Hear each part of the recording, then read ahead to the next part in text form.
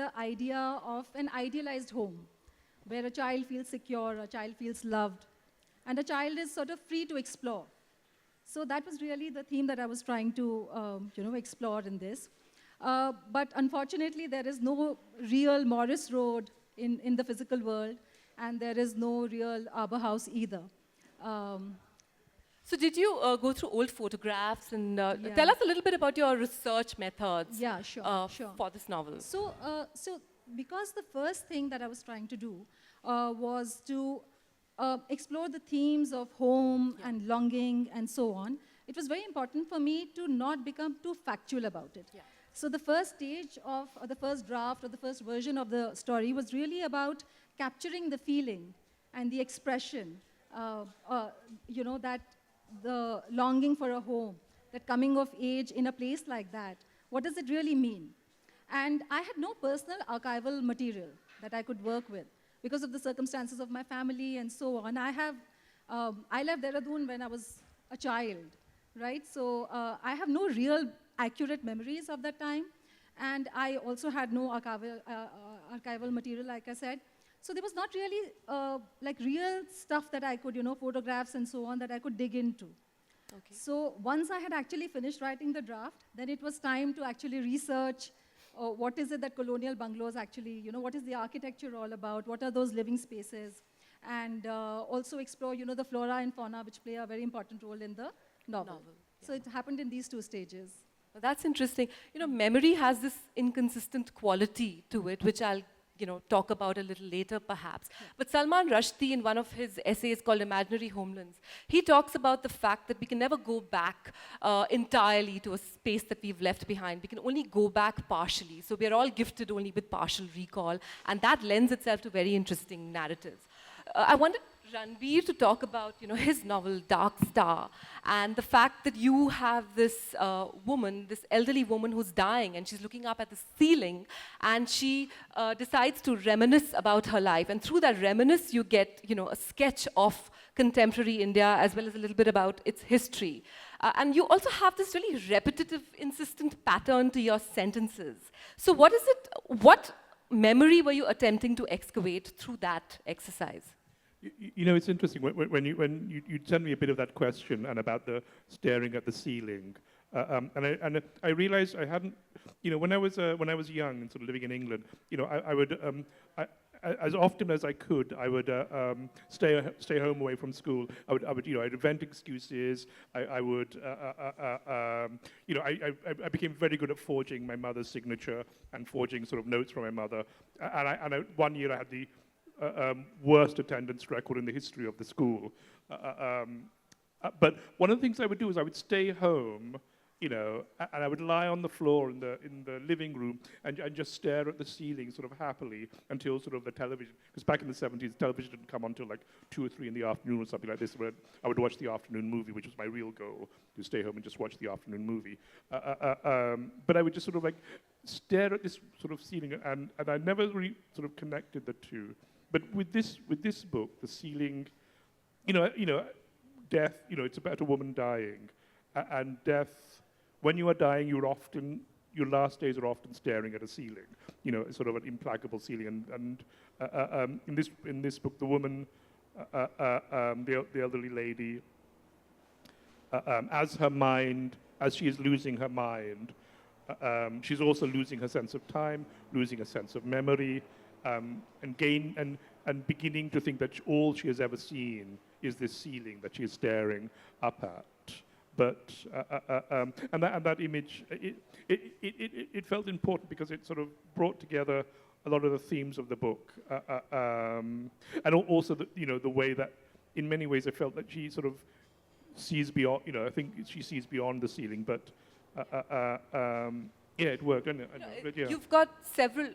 Your narrative is ripe with images, and we could talk about it now or later. But I wanted to talk about that image of the red sari. When she goes to England for the first time, and she sees her husband. She's draped in a red sari, and there's an overcoat which drapes the sari. That's such a it's such a typical image of an immigrant, and it's also a bit of a lie. So is it that immigrants romanticize their pasts to cope with it? So that's an interesting question, which I'm going to ask everybody. But you could have a go at it. I mean, actually, part of that is from the few photographs that survive of my parents' wedding, Yeah. where and in them, even as the ceremony is going, my mother is wearing this very thick overcoat. I don't think she's wearing a red sari, but there's a sari hidden underneath the overcoat. Yeah. There's no photograph of her in the sari itself. She's always in this thick overcoat Yeah. in this Yeah. freezing cold room.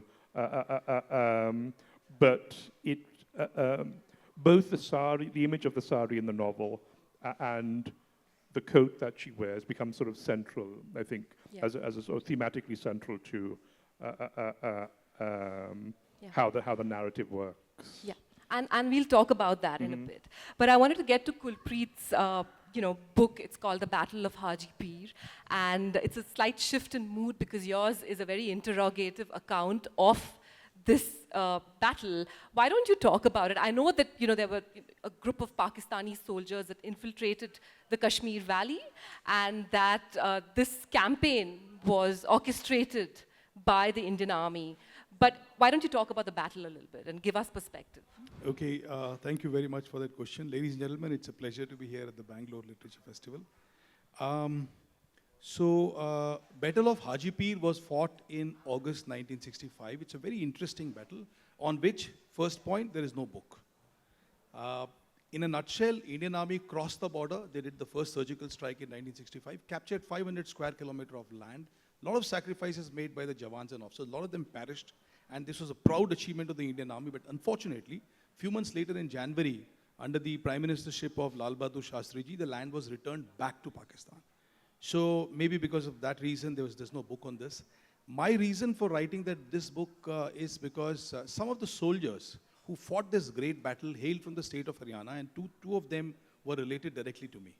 So since my father was in Air Force and I was moving around all over the country doing my schooling and college from different places, and no one that I met had actually heard of Battle of Haji Pir. Even when I finally joined the defense, I'm a retired defense officer. Even there, the knowledge, at least in the Navy and the Air Force, the knowledge about Haji Pir was very less. But in the villages, all these soldiers and their memories are alive. When the children walk past the memorial that the villagers have made with their own money, those children stop and salute those soldiers, who fought for the motherland. And for me, it was very painful that their stories of their sacrifice are not known to anybody in India. So I thought, why not I become that medium and try to write the first book on the Battle of Haji Pir, and I'm glad 3 months back it came out in the market. And it's an evocative book. It's not as if it's a dry account, because you're very sensitive to nature and its various moods, and also that this battle was fought in the monsoon. Do you want to talk about how difficult it is to wage a campaign in the monsoon so that, So we are talking about the region of Uri. So Uri, if you're familiar with the map of Kashmir, it's somewhere on the western side of, we used to call it LOC at that time. This is August, so the temperature was in single digit, around 6-7 degrees. The date was 24th of August 1965. It was continuously raining. The soldiers were at the border. Once you're at the border, you cannot have any hot meals because enemy will come to know if you light a fire. They were in that close proximity. So no food, no warm food, and raining. Your clothes are wet, your ammunition is wet, your everything is wet, and you're slipping while you're going, and you have to go like that for 3 days. So the battle gets postponed by a day, 24 hours, and thereafter these soldiers, they march through the enemy land, of which they have only a map which is before 1947 when India and Pakistan were one. So they don't even have proper map. So no maps, dark, raining, slipping, and after some time, whatever food they normally have this high sugar thing called as shakkarpara. Shakkarpara is a snack which is made out of the flour, white flour, and mixed with sugar, and you fry it off, and that lasts for a few days. But even that is soggy and wet. And after a few days, after 2 days, they had no food. And since you've read the book, you must have realized that after they really captured the Haji Pir Pass, they were there, but the helicopters could not come to give them food, so they had no food, and they had to sustain themselves there for a few months. So what they did was, there was a mountain slope there, and Major Ranjit Singh Dyal, who's the hero of this battle, the battalion commander, a brave Sikh officer, he asked his JCO, what should we do now? There's no food. So JCO looked here and there and said, sir, on the slope I can see a lot of goats and sheep. Why don't we round them up and cook them? And that's what they did. They did not even have condiments at that time. Difficulties. Yeah, and we'll get back to more difficulties. I wanted to talk to Parul a little bit about nostalgia. Your novel is strewn with sentences like nostalgia is overrated, and yet we tend to go back over and over again to that school or to that little village or to that valley or wherever it is that our heart belongs. So why do you think we go back? Is it to reappraise the past? Is it to, settle some unfinished business of the heart? And this is also a question really for Ranbir, because your narrative is also, yours is also a first-person account, although these are entirely different books. So perhaps, you could both talk about why we go back such a lot in life as well as when we are writing our novels. A lot of writers have said a lot of things about what is it that creates this longing for the past. And I have read a lot of this work also. But I think what the characters in this book are essentially trying to do is they are trying to see what happens if you are given a second chance at the road not taken. I think all of us in our lives have faced these really big choices. And once enough time lapses, we look back at these choices and we wonder, what would have happened had I not done this, but done that instead? So the whole premise of the book, therefore, becomes what happens if that choice is given to you once again? Would you still be the same person? Would you still end up making the same choice? Would you do it differently this time around? And that really is the essence of nostalgia, isn't it? Yeah. That, you're basically looking back. You're looking back with a little bit of trying to actualize what your past means to you. Yeah. And that really was what I was trying to do, with nostalgia, with longing, using a home and a house as a metaphor for that, yeah. And nostalgia is also called memory's stepchild. The literary critic Dennis Walder calls it memory's stepchild. So nostalgia really enables us to go back constantly and insistently upon that particular time. So I wanted to talk about nostalgia in your novel, Ranbir, and the role it plays in bringing back memories. And I also want to talk about your novel as a very political novel, which is told through the lens of a dying woman, which is such a strange and unique, unreliable character. You could have picked, usually politics is told by masculine men, but you picked this really vulnerable woman to tell the story of a country. So these two questions. First about memory and nostalgia and the past. Yeah. I'm not sure I would say. I'm not sure I would talk about nostalgia because I accept that we have nostalgia and we feel nostalgia, and a lot of our lives are spent. But I don't. But I'm not quite sure if I believe in an idea of the past at all, or an idea of an experience of the past. All present action, all present action is so enmeshed within this notion of the past, and also within a notion of the future, that I really think it's very hard to separate that and to say that so and so happened then, and now we are doing this. So and so happened then, and so happened now. I think we can't think of our lives as lines, but maybe as accretions which the life that we live continues to live on in us. I don't know who I was 20 years ago. I don't know who I was 30 years ago. But I know, and I'm not sure necessarily I know who I am now, but I know that the person I am now is still part of that person. And those things that happened to me 20, 30, 40 years ago are still very much alive in me. And in this book, this woman, she swims back and forth in time. As her sense of time and her idea of time degrades, as she loses both memory, both personal memories, but also an idea of memory in many ways. But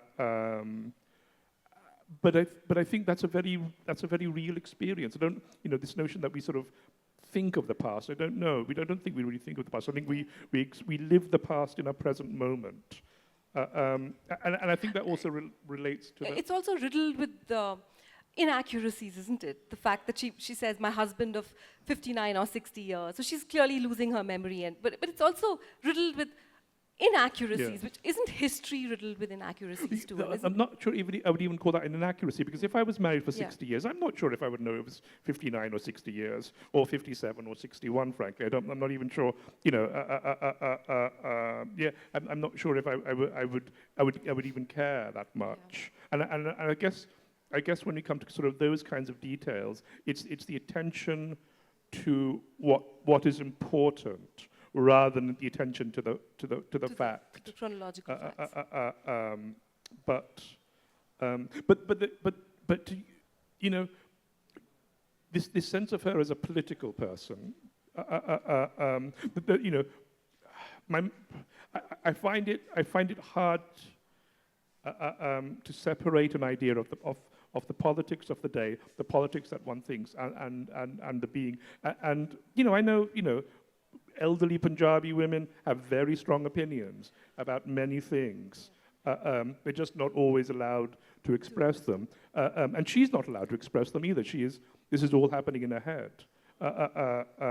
So to respond to the current political situation in India, which she does emotionally and also quite critically at times, I think is normal, and I think it's part of the normal way that we engage with the world. We just don't always put that in as part of a narrative. But yeah, I don't know. I mean, I think it's to me, in that sense, it doesn't seem it wasn't designed as an overtly political book in any way. It just seemed very natural that the politics of the moment come up in a person's thoughts as they are living their life. Yeah. You know. Which is why it's not in chronological order, and it's slightly garbled because her voice is garbled and she's losing her mind. And I'm going to get back to you in a bit, but I want to talk to Kulpreet about, you know, his writing style in his novel.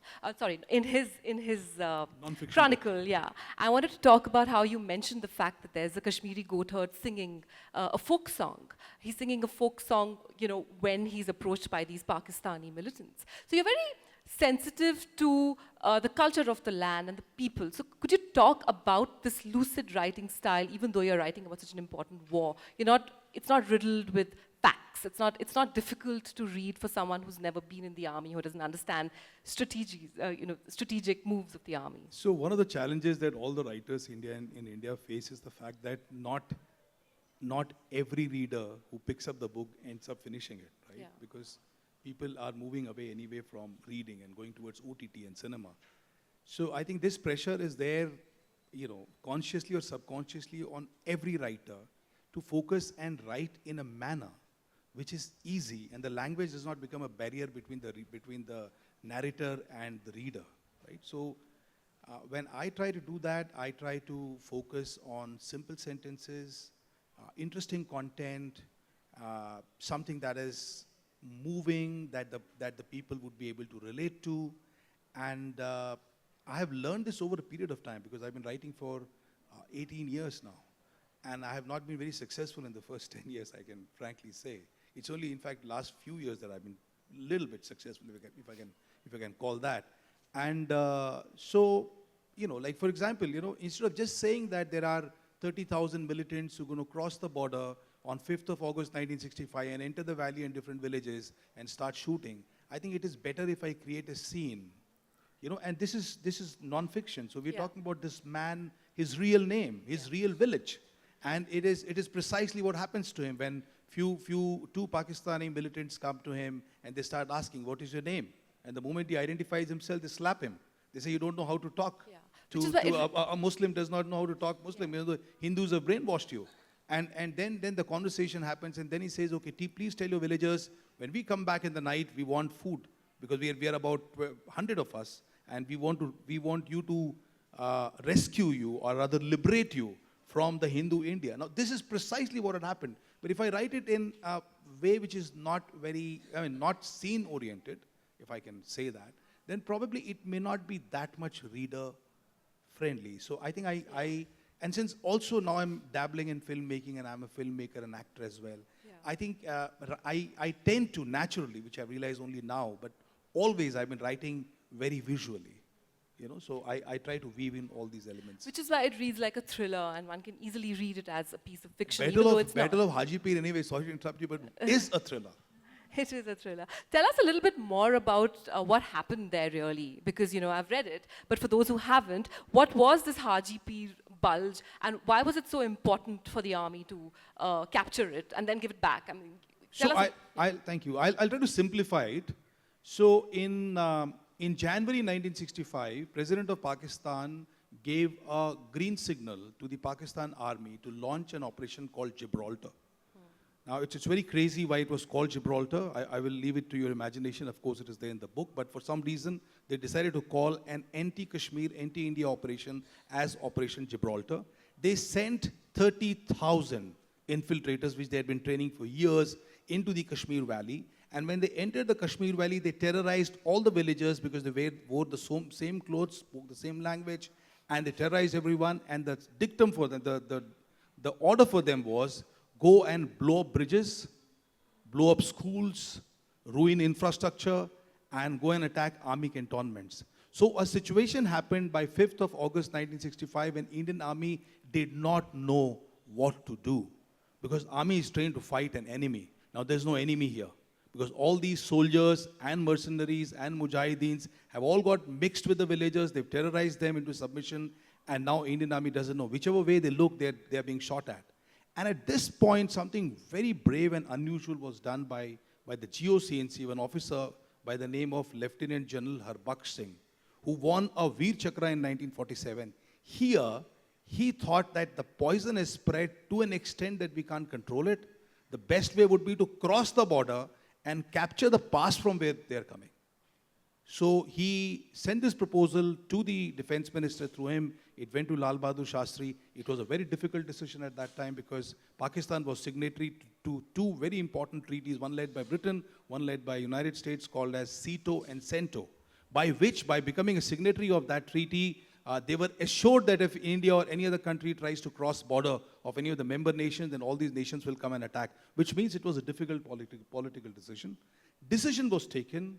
Indian Army crossed the border, captured positions after position, losing officers and sailors. As I said, raining, enemy bullets, no food, but because of the training, because of the leadership of Major Ranjit Singh Dayal, also Brigadier Zorawar Chand Bakshi. This operation incidentally was called Operation Bakshi on Brigadier's name.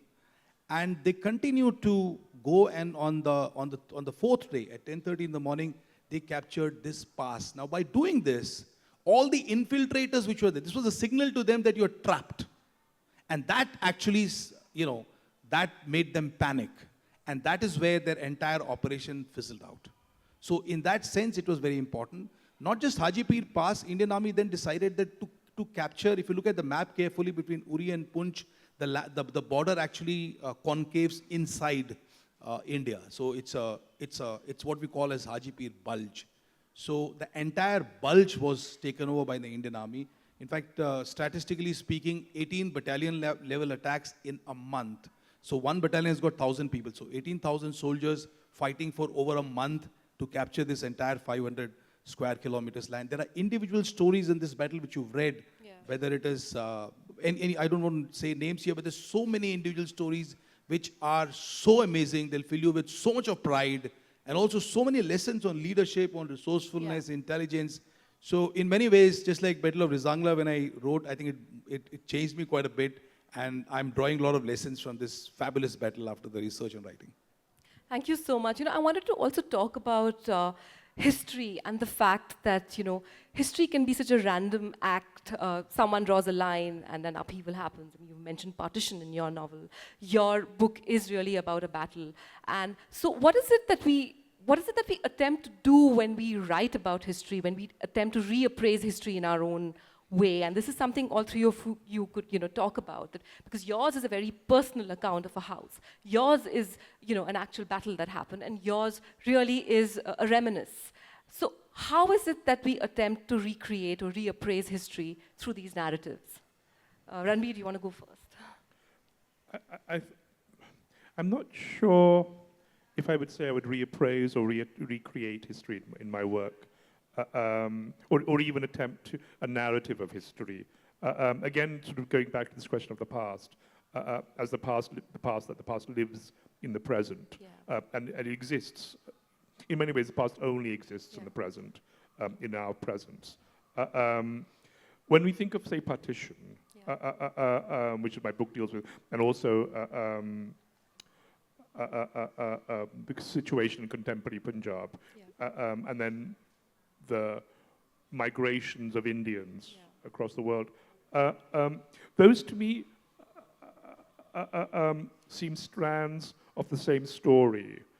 And when we think of their impact on the present day, and we look back, I don't think we're so much attempting to recreate or even attempting to understand, but I think we're attempting to speak of that which is already inside us. In other words, and I know historians, and I know sort of, like your books about the battle, the battle of 1965, attempt to sort of recreate that battle for a contemporary audience. I think in literary fiction, often what we're doing is trying to come to terms with our own present experience of historical, not fact, but our imagined historical narratives, and how we, in our present day, shape our own histories in our present day lives. And the narrator in my book is really struggling with these questions of partition and the question of the border and what happened when the border was created and how it disrupted her life and so many other lives, and complete, and today we are seeing this again across the world in the migrations, probably in the recreation of new borders in Syria or in other places. These are incredibly devastating and destructive acts which continue to live on in people's lives. And so I guess in that sense, it's hard to even think within the idea of, say, a literary narrative of an idea of history. I think we're always writing about the present and how that present interacts with what we imagine as a sort of historical consciousness or a sort of fact. It's also strewn with observations like the lies of men are always true. So it's a very gendered lens. And I wanted to talk about this aspect of your novel as well as Parul, because she's got this character called Munni Masi, who seems like an early feminist. So why is it that strong, feminist, charming women who can hold their own in any society, why is it that they fall for rakish men? And why is it that they succumb in some way to patriarchy? What happens? So I don't think I'm qualified to answer why do all women do that. All the women who are, choose to be part of these toxic sort of relationships or fall for what you call rakish men, why to do that? But I do want to talk about it from the perspective of Mrinalini or Munni, the character in this book. See, this is basically a person who has a rescuer complex. So she's the sort of person who cannot see a problem and not attempt to solve it. So when she sees this rakish character, this problematic man in her life, she's not looking at it from the lens of longing or romance or so on. She's basically looking at it as a way of fixing him. She feels that if she's the one, if she enters his life, then she's the one who can probably just set him right. She's also looking at the problem of Arbor House, which is nothing but another character really in the book. The house is a character in the book, and it's imminent demolition. And she looks at that as a problem, and she sees herself in the role of a rescuer once again. So she is the rescuer archetype in that sense, and every problem that she faces, you will find that she's always perpetually looking at it from the lens of somebody who can protect it and who can solve this problem. She's also looking at her niece, something that her mother is not able to understand about the niece. She's understanding that, this young girl is feeling helpless in the face of all that is, happening around her. And she's somebody who's extremely sensitive. And the imminent sort of destruction in the name of progress that is coming her way is something that she feels really strongly about. And Munni once again finds herself in the role of a rescuer. And she wants to address that also. Yeah. So it is not really that, it is only the, the problematic men in her life that she feels this way towards. Yeah. She is like that towards any problem. Yeah. Why she meets, Yeah. the tragic Yeah. end that she does is more a question of resolving the narrative.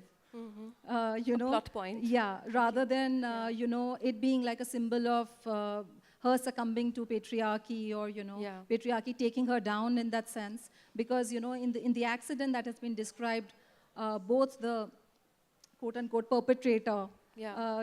as well as Munni succumb.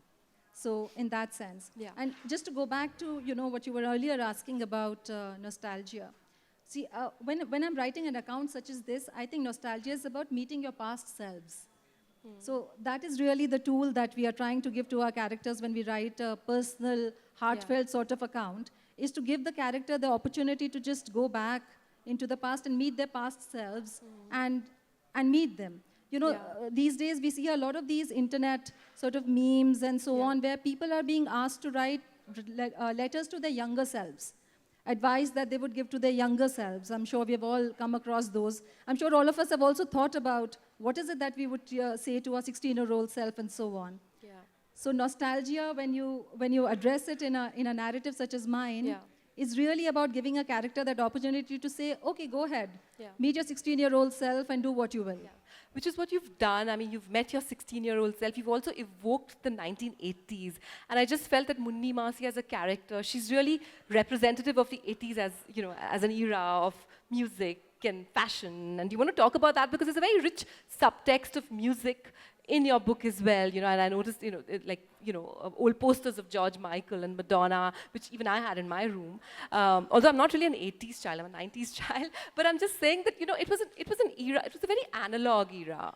And, my book also deals with a very analog era, and I'm very fond of analog technology, analog music, where nothing is digitized, nothing is overly glamorized. And I think you've attempted to go back to that phase, perhaps in your life, through Munni Masi and through a few of these characters. Do you want to talk about why you wanted to romanticize the 80s a little bit? Do you want to mention it?